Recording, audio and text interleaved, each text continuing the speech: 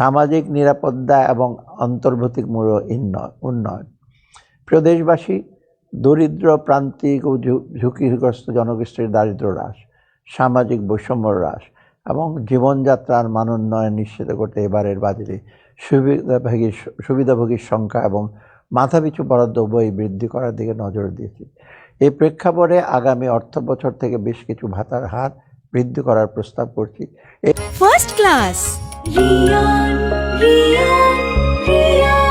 এর মধ্যে কয়েকটি উল্লেখযোগ্য হলো বয়স্ক ভাতার মাসিক হার 600 টাকা হতে 650 টাকায়, বিধবা ও স্বামীদের নিগৃহীতা মহিলাদের মাসিক ভাতা 550 থেকে 650 টাকায়, প্রতিবন্ধীদের মাসিক ভাতা 850 থেকে 900 টাকায় এবং মা ও শিশু সহায়তা কর্মসূচির আওতায় প্রদত্ত মাসিক ভাতার হার 800 টাকা থেকে 850 টাকা বৃদ্ধি।